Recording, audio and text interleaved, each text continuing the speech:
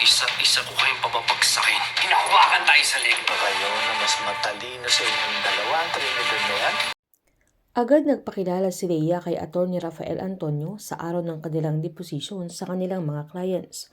Sinaad ni Leia na for the record dahil sa complaint ng client niya mula sa Worldwide Tech against sa client ni Paeng dahil sa pag-publish niya ng software. Pinaliwanag ni Atty. Leia kay Ms. De Leon na employed siya sa Worldwide Tech Engineering Office for 5 years na hindi naman tinanggi ni Ms. De Leon. Pinaalala din ni Leia na pumirma ito ng kontrata pero nag-launch ito ng halos kaparehong software na pagmamay-ari ng kumpanya pero may kontrata ito na 1 year dapat ang pagitan bago siya pwedeng mag-launch ng software pero after 2 months ay nag-launch na ito ng software na gumamit ng source code na kapareho ng software ng Worldwide Tech Unreleased Project na agad namang dumipensa si Ms. De Leon na siya ang gumawa ng software.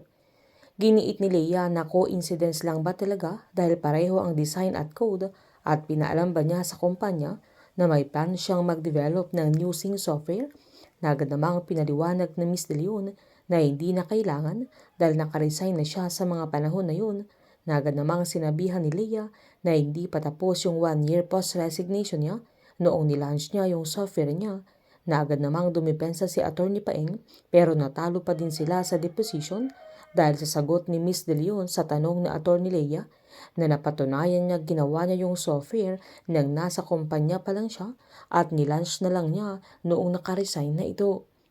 Sinabihan ni Atty. Leia si Atty. Paeng na kailangang handa sila sa kanilang paghaharap sa korte. Sa break naman nila Samuel ay pumunta ito sa pantry para magkape nang pinuntahan siya ni Agnes at sinenyasan siyang mag-uusap sila na agad namang lumapit si Samuel nang wala ng ibang tao sa loob ng pantry. Tinanong ni Agnes kung ano ang gagawin niya para makapasok siya sa inner circle nila Roldan na agad namang pinaliwanag ni Samuel na ginagawa niya ng paraan at magtiwala lang ito sa kanya. Napansin ni Samuel yung pasa sa kamay ni Agnes kaya tinanong niya kung napaano na agad namang nagpalusot si Agnes pero malakas ang kutob ni Samuel na si Johnny ang may gawa kaya tinanong niya kung bakit pumapayag siyang saktan ni Johnny na pinaliwanag naman ni Agnes na may pagkakataon lang na sinasaktan siya ng asawa niya na agad namang sinabihan ni Samuel na kahit sana kailan ay hindi tama na saktan siya at wala na kahit sino ang mananakit sa kanya. Giniit ni Agnes na mahabang kwento kaya agad namang sinabihan ni Samuel na handa siyang makinig kahit mahaba niya itong ikikwento. Sinalaysay ni Agnes na okay sila dati ng asawa niya, masaya silang dalawa at ramdam niya ang pagmamahal at pag-aalaga ni Johnny sa kanya, lalo na nang isilang niya ang junior nila, pero bumalik si Agnes sa trabaho dahil kailangan niyang ayusin yung mga dapat ipasa niya sa pumalit sa kanya. Binalaan na noon ni Johnny na kapag namatay ang anak nila dahil wala siya ay kasalanan niya. Hindi inaasahan ni Agnes na mamamatay ang anak nila na dahilan na isumpa na siya ni Johnny at araw-araw ay pinaparamdam at pinapamukha ng asawa niya na siya ang pumatay sa anak nila. Kaya hindi maiwasan ni Agnes na tumulo ang mga luha niya habang nagkikwento kay Samuel.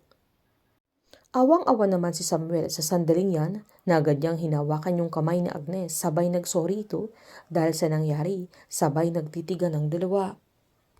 Sinabihan ni Agnes na okay lang sa kanya at kahit hindi perfect yung relasyon nilang mag-asawa pero simula na matay yung anak nila ay lalong lumala ang lahat kaya mas lalong hinigpitan ni Samuel ang hawak sa mga kamay ni Agnes na halos hindi na maawat ang titigan nila sa isa't isa.